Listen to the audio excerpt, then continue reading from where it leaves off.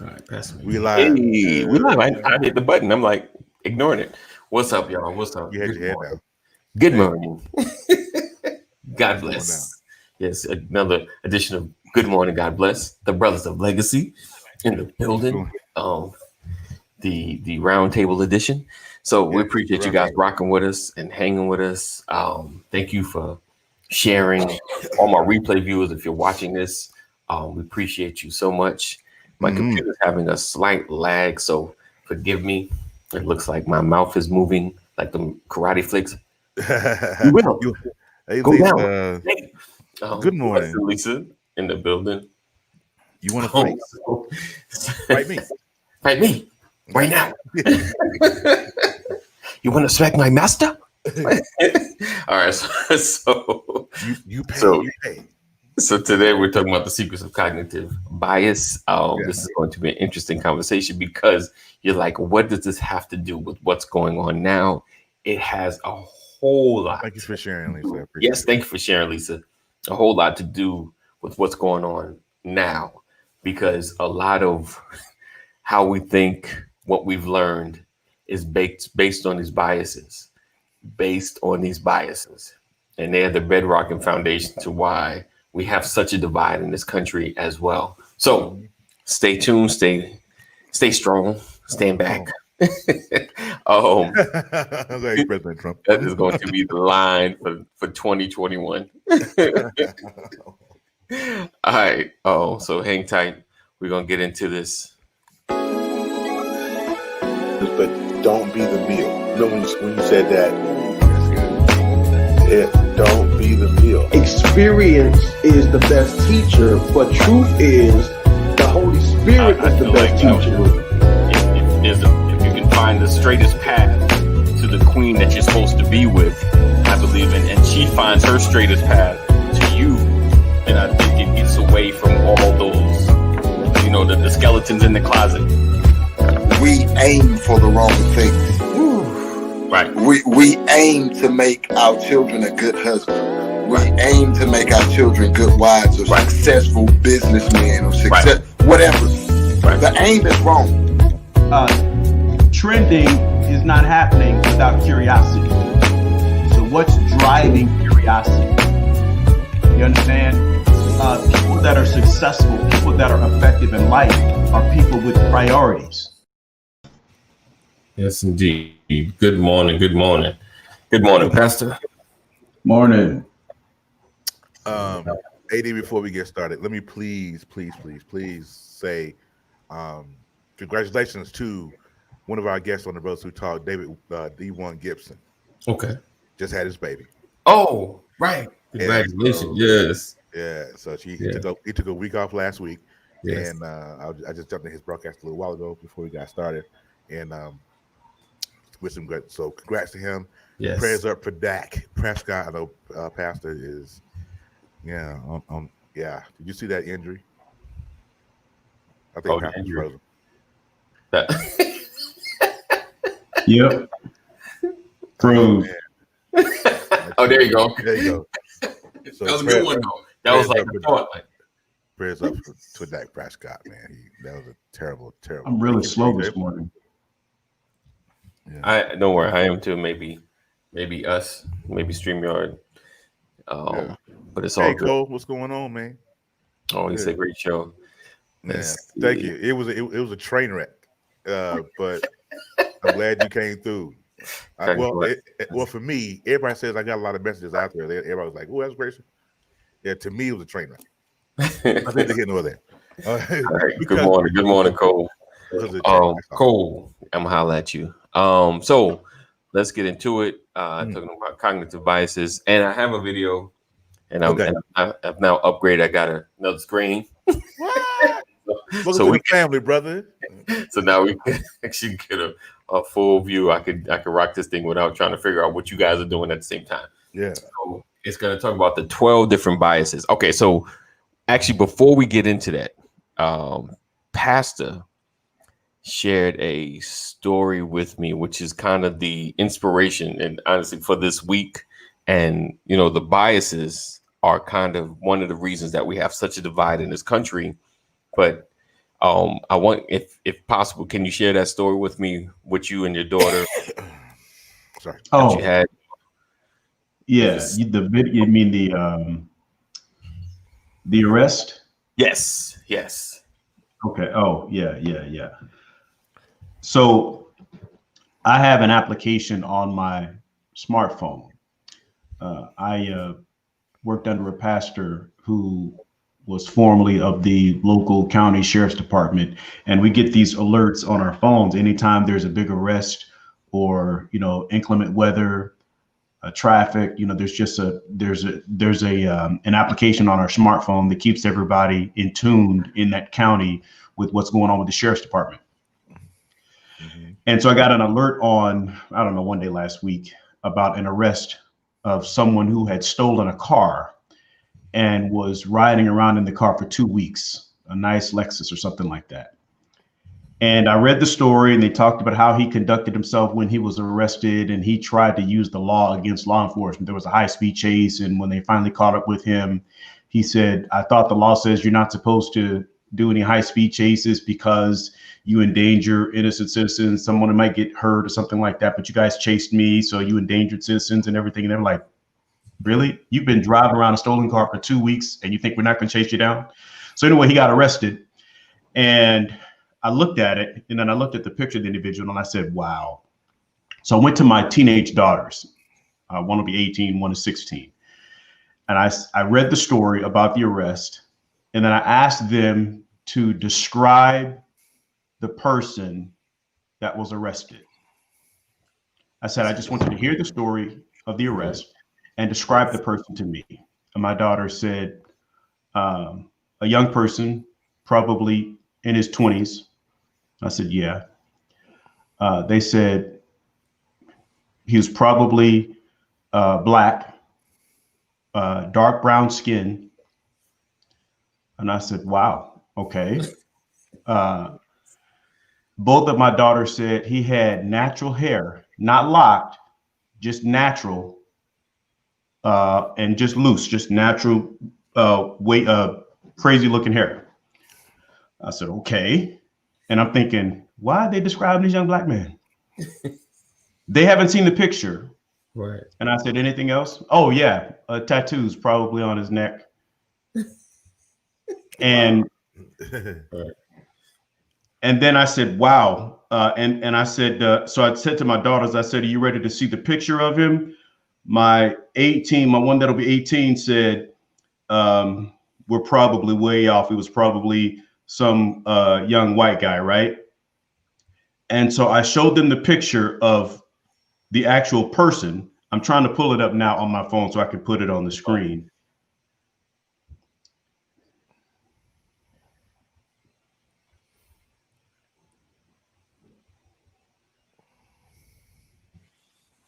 Look at that. Oh my Look goodness. at that. Look at that. Look at that. That's crazy. So my 18-year-old said, why did we nail it? Right. Wow. That's all I gave them was the summary of the arrest. Right. And they gave me who committed the crime all the way down to what his hair looked like. Right. All right. And my point to them was this. I said, and you get mad at other people for profiling. Mm-hmm. But you just told me without even a second thought, you told me exactly who committed this crime. It's a suspense. Wow. Right. That's crazy. And so my question to our community is, where is our problem? Right. Mm. Because we know what their problem is. Right. But the challenge is we have the same problem. We describe the same people they describe. Right. And this was my 2 teenage daughters. Right. Totally unbiased. Right. So somebody get mad at my 2 daughters who look like me for calling him out with sight unseen. Get mad at my daughters. That's it. Yeah. Right. Wow. Okay. Wow. So let me ask this though. With that being said, right? And we talk about profiling, and I'll say for myself, like I grew up with the mindset that I never wanted to be called out, you know. So I've always, purposed myself to or positioned myself to never look like what would be considered maybe a usual suspect, you know. But on the same token, I guess is it wrong, or does the look make you a criminal, or is just what's Well, inside that makes you? that's the question, my brother. You Yeah, know, when you are carrying yourself around with this type of appearance, Mm-hmm. what is the reality? Are you trying to look like mm, the people that get arrested? right, Which one is it? Is it right, the people that get arrested happen to look like this, or the people that are innocent wanting to look like the people that are getting arrested?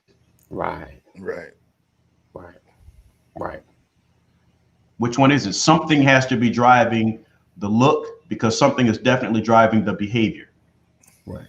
So if that's not your behavior, then what's driving your look? Mm. Right. I don't know. Yeah, that's a good question. Right.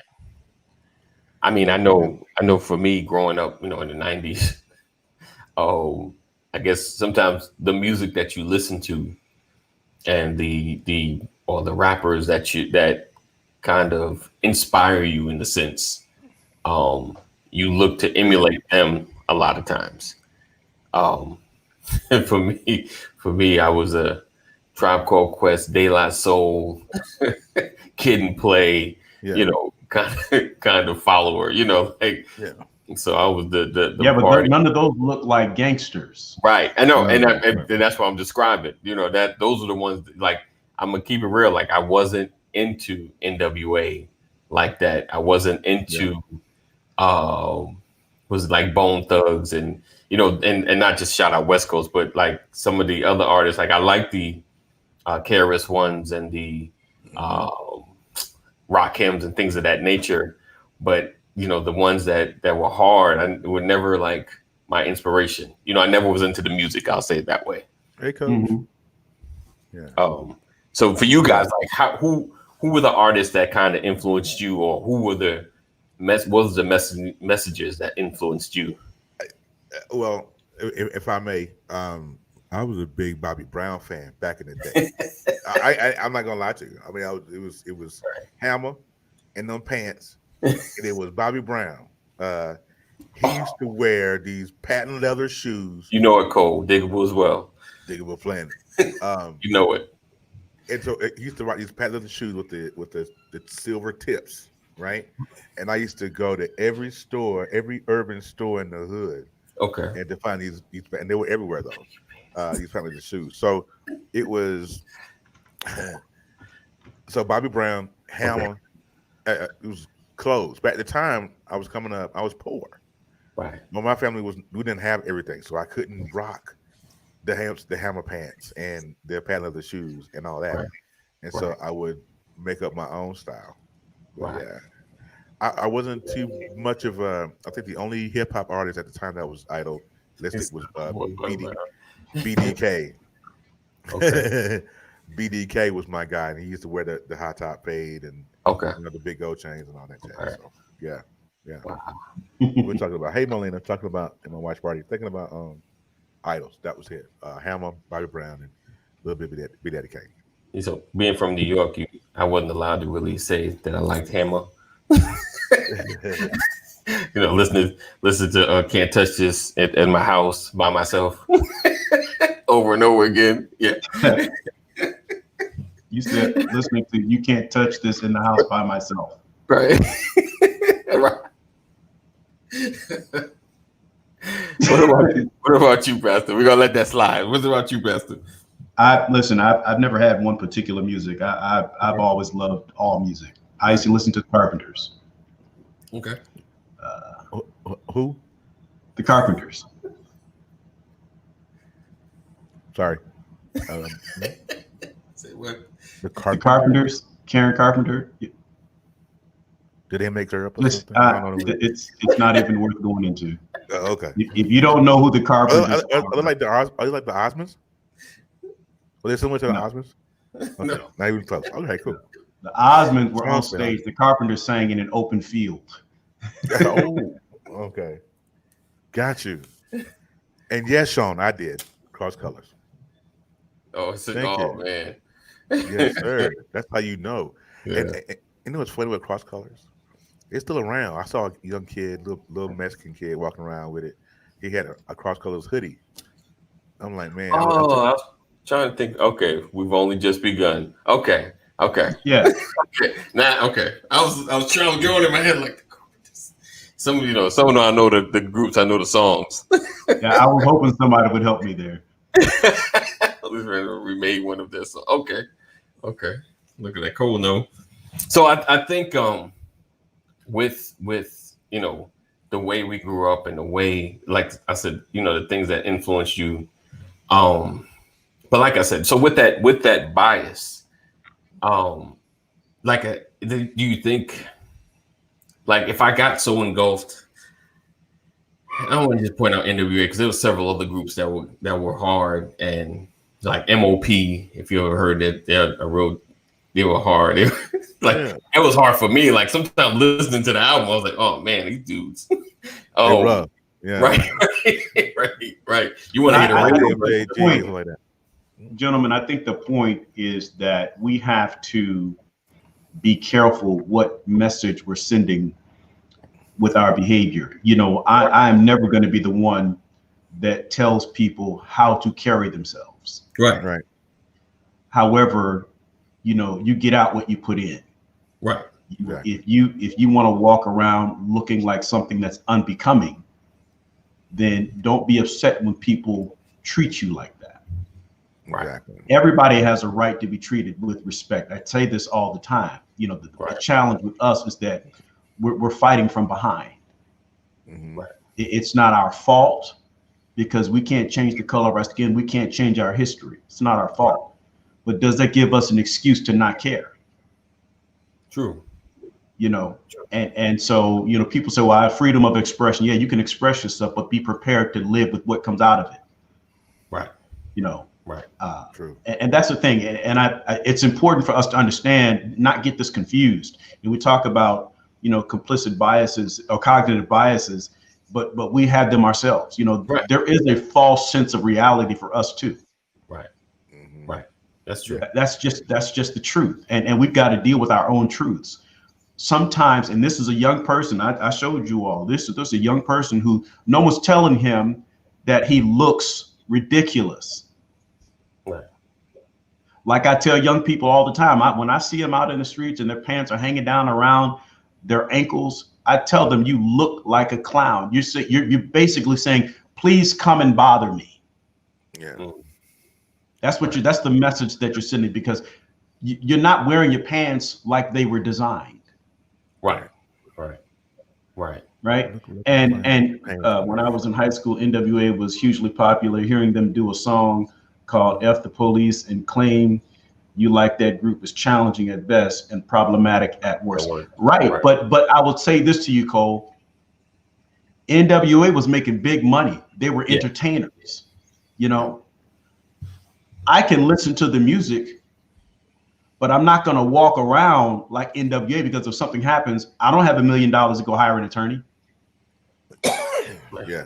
Right. So there's a difference between living their music and walking around shouting or chanting F the police. Right. We're not going to do that. Right. Yeah. There's a difference. And you have to be able to separate the differences. They're exercising their freedom of expression, but they did it. I don't agree with chanting that term, but I do agree with freedom of expression. But the difference is they're entertainers and they're out there sending a message and they're getting paid to do that. I'm not getting paid to shout F the police. Right. Right. Right. So, I mean, but exactly. Please come bother me. Right. Yeah. But, with that, F the police, and when you're of a teenage persuasion, do you feel like stuff like that kind of can shape a bias as well. You know, like when you constantly hear something, a barrage of one-sided information, possibly, you know, of disparaging the police. Because I had a period, you know, like when I would think that, you know what I'm saying? I would never challenge them like that, you know, because they had guns and I had none. You know, they had more on their side than theirs. But I know there was a moment in my life, you know, that I had a disparaging discourse for the police because of what I heard, and you know, not only from music but from around me, you know, the influence and what people would say and things of that nature. Do you feel like, you know, music, and I won't just blame, because it takes more than just one to influence. You know, you kind of have to hear a reoccurring message to kind of really shift your mindset. But hearing things like "forget the police," you can it changes your mindset. What do you think? Yeah, it's temporary, right? You know, if I listen to Tupac can make you feel hard. Right. Tupac makes you feel gangster. Right. Yeah. But the song has to go off. Yeah. Right. There's an end to the song. Right. Right. To grab the When I went to watch a martial arts movie, if I went to see a Bruce Lee movie back in the day, you know, for about 15 minutes. Like, yeah, right. You know what I mean? For about 15 minutes. Don't mess with me. Right. You know, study that movie. I was Liu Kang for 15 minutes. Yeah. You know, there's a reason why, you know, as a teenager, you know, and you courting your young lady or whatever, you finally get her to your room at home, and, you know, you want to put in the colored light bulb or put a scarf over the light, you know, turn the music on. Right. You know, what are you doing? You're setting a mood. Right. It's a mood. Right. Right? It's not a lifestyle, it's a mood. And I think too often we walk around in our lifestyle based on this mood. Right. And we hurt ourselves. Right. You know, and I think that's the problem. And we have to be careful what we're feeding ourselves. You know? Right. Yeah. And as parents, Cole said something, I think it was Cole, as a teenager, it's much harder to grasp the nuance. Right. But as parents, that's the reason why I went through that exercise with my children. If parents aren't taking the time to put their children in scenarios and encouraging them, provoking them to walk it out, how will they ever change their mindset? How can they broaden their horizon? We as parents are accountable for how our children conduct themselves. Right. You're right. Right.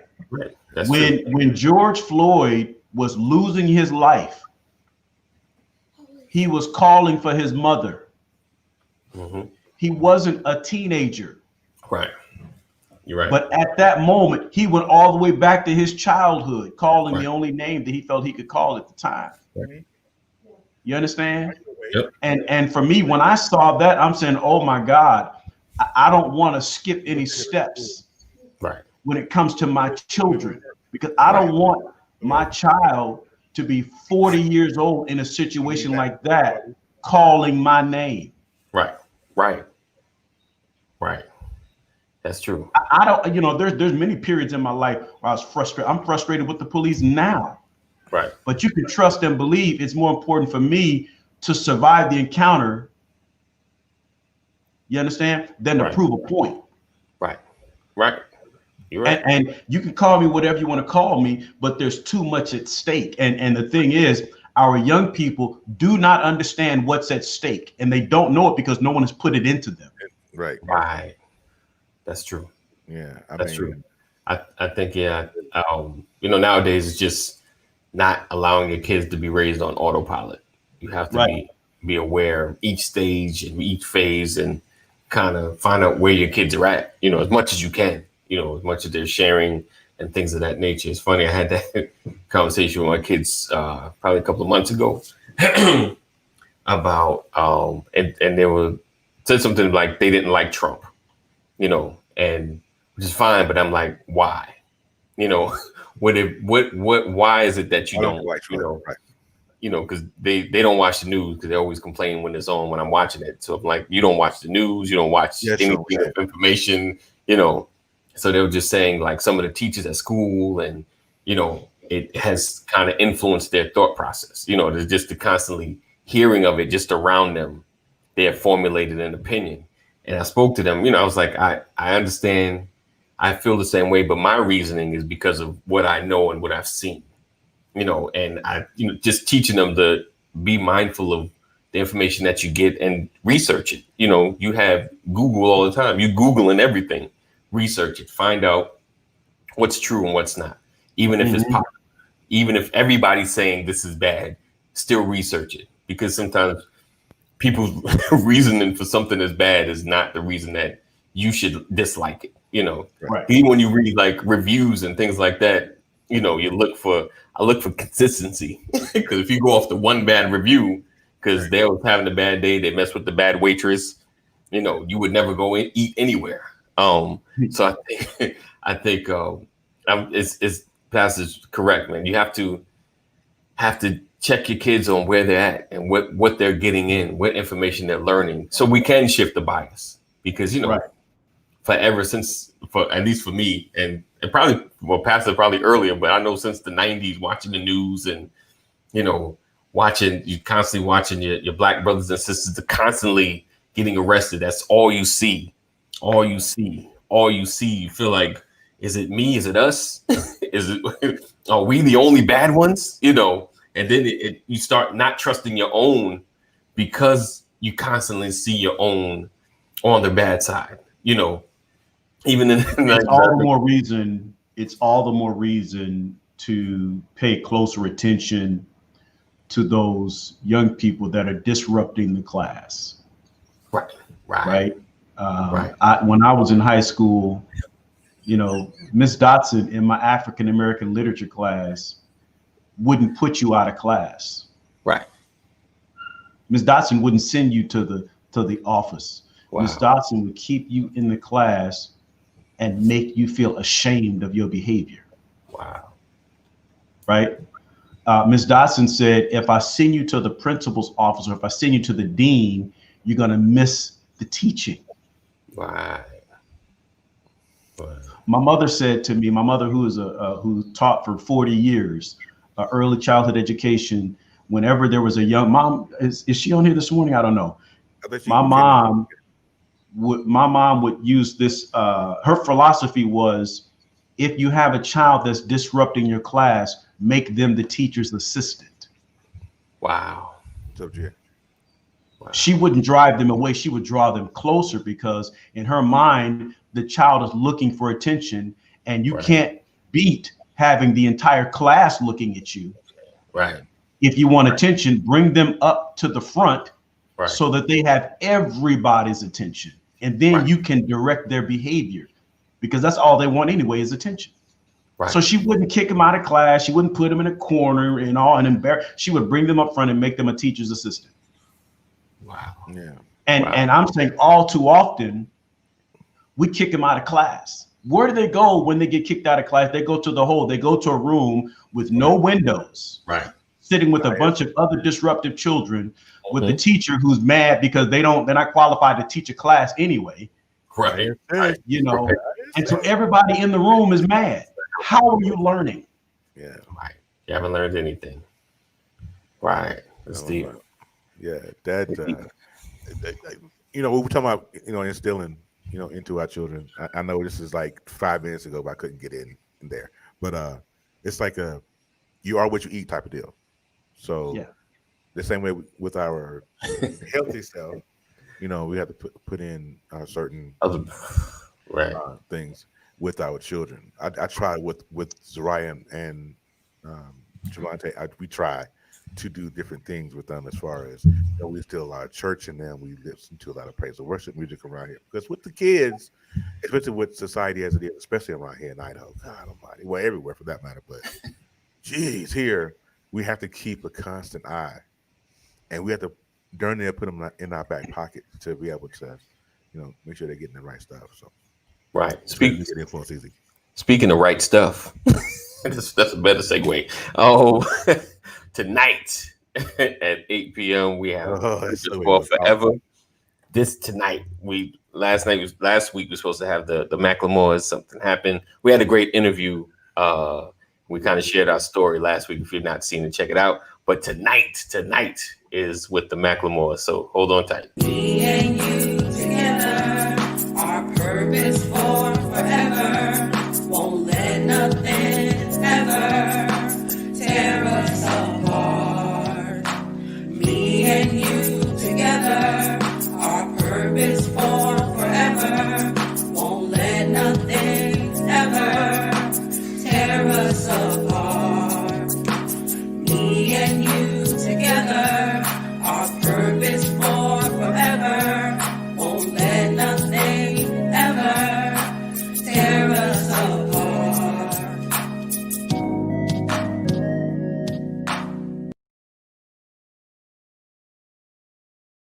Oh man, he said, "Oh, give you a disclaimer." Oh yeah, you already know it, Cole. You already know it. Listen, and it's so funny. GA was like, "Where's the handbook on kids?" You know, I you know what's so funny? I realize kids are like, you know, the people that have a trade, like even laying bricks or being a metal worker. You know, you can have a book all day, but until you get your hands in it and get better at it, that's the only way you become a good parent. You know, it's it's a little last name Macklemore. I don't know if you guys understand the reference since you're older, the era of Bobby Brown. You know what, Ashley? You Pastor B, go ahead and get that. Go ahead and handle that. I don't even know what she's talking about. Me either. I'm so lost. I love their last name is Macklemore. You talking about the singer? You talking about the singer? I know what you're talking about. You're talking about Macklemore. I know the singer Macklemore, but I don't know. I'm trying to figure out the older and era of Bobby Brown. Yeah, I want to know how that go into it. What is that about? Yeah, please explain that. What is that about? Yeah, because we lived through the Bobby Brown era, we're old. Right. I think they just took a jab at us. I think they took a jab. That's a rib shot, bro. That's a Mike Tyson rib shot, right to the trying to collapse our lungs and everything. Shit. Well, hey, I am. I remember the Whispers. Right. Oh, no mustaches though. I was watching the video the other day. Steady. You know, I love that song. So cheesy. Oh man. I remember when Barbra Streisand was at the top of the charts. Oh, Barbara can sing. She sure can sing. Yeah, no, I don't. I remember when Shirley came out. By the time I seen, she was in legend status. She's the legend. I remember when that girl came out of the bag on that other chick, because Huh? She came out of the bag. Come on now. Who? Shirley, Betty Wright. Was it Betty Wright? Betty Wright? Yeah. Yeah. Either you're gonna be calm or you're gonna come out of the bag on me. But that's I think it's Betty Wright. Ebony, they're not ready for the Whispers, Ebony. No, they don't know nothing about that. They consider us old if we like Tony Braxton. yeah. If you live through the 90s, you're old. This dude. Oh man. Yeah. I got Barbra Streisand from my mother. Yeah, no. Yeah, no, not that go. It was two. Okay. Did you all know that Derek Chauvin was released on $1 million bond? Yeah, last week. Yeah, I know it. Yeah, you know, he had that in the bank. Put that out there for those who may not know that. He had that in the bank. FYI, in case you didn't know, the person who put his knee on the neck of George Floyd was released on $1 million bond last week. That's scary. He had that in the bank. You know, that's what they make on that salary. He saved it up. And another black man was killed in Texas. Yes. Yeah, we were going to talk about it 2 weeks ago. Yeah. And his officer's out too. $1 million bond. Let's see. The cop that killed him is out on $1 million bond too. Yeah, he was charged with murder, but what we need to understand is it continues to happen. Right. Shirley Brown. What is it? He tased him, the taser didn't work, and he ended up shooting him 4 times. No, man, come on. It's not Betty Wright. It was Shirley Brown. Shirley Brown, Woman to Woman. Oh, Woman to Woman. Oh, yeah. Betty Wright didn't sing. My bad. Yeah. You know, Tonight, no pain. No pain. No gain. Let me ask you a question. Let me ask y'all this though. With a lot of stories, do you think that we jump too soon at some things and not get enough information?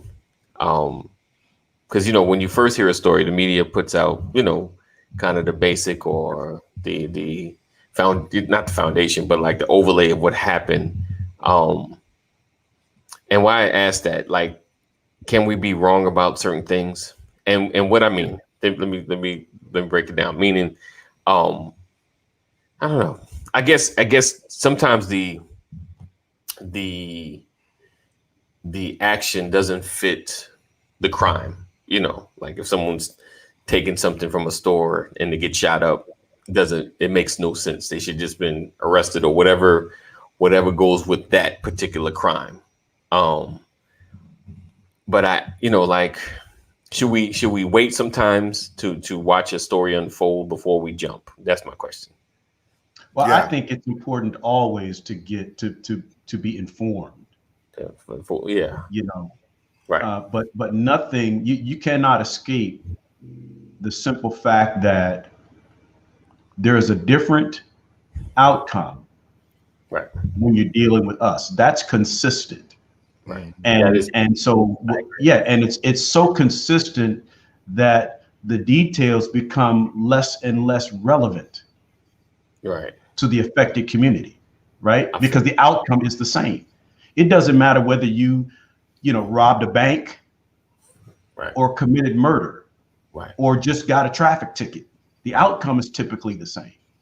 Right. The question is, how often is the outcome the same? Well, I would dare to say that it's often enough where we should all have eyebrows raised. Right. It's so often that we assume the worst on the part of law enforcement before we even consider what the person did to get in that situation. Right. That's not and if you want to call that living defensively, okay, we have to live defensively, just like you have to drive defensively. Right. So I'd love to have more information, but it sure would help if we could see some survivors out there. Yeah. Right. You're great. True. Sometimes we need to wait. Let's see. He says smoke should be rated both sides, right? Yeah. We will take a story and run with it within the first 5 minutes that it's told. As we deal with people absolutely exploding, seeing the visceral act will send us in. It does. So my thing with a lot of stories is we pan out too far, and I'm with you on past. It's like let's focus on what's the consistency in our outrage.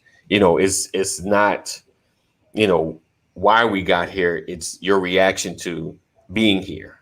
The shooting, the killing, and even we throw like Trayvon Martin in, though it wasn't a police killing, but what's his name? The Zimmerman wasn't arrested after clearly killing somebody.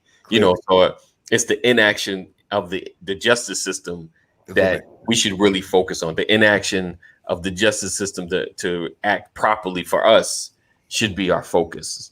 Like I think about the Breonna Taylor case, there's so many twists and turns, and there's so much more coming out, but it's like, how did we get there? How did she get a warrant on her home? It's a lot of stuff to dig into. But I think it's the justice system itself that needs the overhaul. What's that? Before I did not look back to see the scenario when a cop is arresting someone. Right now, I see someone getting arrested. I'm praying. Right. I do as well. Yeah. Thanks. Right. And what I'm saying is, on far too many angles, it does not work out in our favor. Right. You can look at an unjustified shooting and say, what, that cop he was wrong, but I understand. Right. He's scared for his life. Right. But if you're going to look at the past or the situation around the individual who was shot or killed or felt that an injustice was served, right, then how about taking a look at the history of the officer? Because what you're not thinking about, what people are not putting giving any credence to, is the number of right-wing or white supremacists right, or neo-Nazis that are in law enforcement. right. People play that down like it's not a real issue. And Wow. people don't understand there was an investigation, ongoing investigation about white supremacists infiltrating law enforcement. And it was so deep that I would dare say they weren't infiltrating, they were invited. Right. Recruited. Right. You understand? And that's a real issue in America, and we act like it doesn't exist. There is a documented history. There is an open case in DC, in the federal government, that shows the history all the way back to before any of our parents were born. And it's not on the news. No one's talking about it, but it's reality. And I don't care what news media you follow. Right. Law enforcement in America is a training ground, is a recruiting ground for white supremacists. And the numbers are staggering. Wow. They're staggering. And people aren't talking about it. You know, CNN is not talking about it. Fox isn't talking about it. MSNBC isn't talking about it. ABC, CBS, you know, the Washington Post. No one is talking about that. But does it make it any less true? Right. That's true. It's real. It's a real problem and has been since slavery. So miss me with that. Infamous. The infamous miss me. Miss me. All right. So we're definitely gonna dig into that. But so tomorrow we're gonna talk about the 12 cognitive biases. I'm sorry, I'm supposed to be quoting scripture, y'all. My bad. Miss me. You're good. You're good. You did from Brian 2:2. Miss me with that. And the vine takes the soul in which we live, as us standing on the blood of our ancestors. Right, right. Oh, so we appreciate you guys rocking with us. We're gonna get out of here. It's a little earlier than normal, but I'm gonna let you guys go. So tomorrow, though, we're definitely gonna dig into the 12 cognitive biases, and we're gonna see how a lot of that has shaped our narrative and how we think and what we do, and how we react. And it's something you really want to make sure you're here for, make sure you share. It's going to be a great conversation. My prayer is that everyone can make it, but it's going to be really good. And you learn something because we are, you know, go ahead. Sean Rollins says they're in the military too. What I love that comment. Thank you, Deacon Rollins. The reality is the military is the training ground. Right. They go to the military to get trained. Right. They get out of the military and then join law enforcement with all of the military training. Right. That's real. Right. And I don't hate people who don't look like me. Right. We're having a fact-based conversation. It's a fact-based conversation. It's factual. Right. There's an infiltration, and there has been. It's factual that they go to the military, they get trained, come out, and then join law enforcement. Right. These are facts. This is not speculation. Right. So I don't have some vendetta. You know, I don't hate law enforcement. You know, I don't agree with defunding. Sorry, y'all. I don't agree with it. We need law enforcement. We just need to rebuild the infrastructure upon which, or the foundation upon which law enforcement was built. Right. That's the reality. So many are suffering PTSD. Yeah, well, but you have to question whether it's PTSD from the Middle East or is it PTSD from the prosperity of Black people in America. Wow. And with that, we're going to We're gonna drop the mic on that one. So, oh yeah, we do. I there has been some ideas around law enforcement just changing some of the tactics and rebuilding. Defunding is such a harsh term, but it does need a restructuring, a redoing, to handle certain situations that are not always calling for officers with guns to roll up on. All right. So with that being said, what? What's up? First, Mama McCrory, I don't know if she's still here or not. Obviously, I missed the memo someplace that it's her birthday. Oh, and I know she celebrates all month. This is the her birthday was October 3rd. The 3rd. Okay. Wow. Yeah. So we missed it. I'm not sure. I missed the memo. I'm not sure, but no, we told her happy birthday. Really? I don't remember that because I was right here saying happy birthday. Yeah, I don't remember it because I was on Hey Sis, First Lady McCory's page, and she mentioned it in the comments, and I was like, "Did we say happy birthday? I missed that." But I just want to say it again. Happy birthday month, first mama. What word?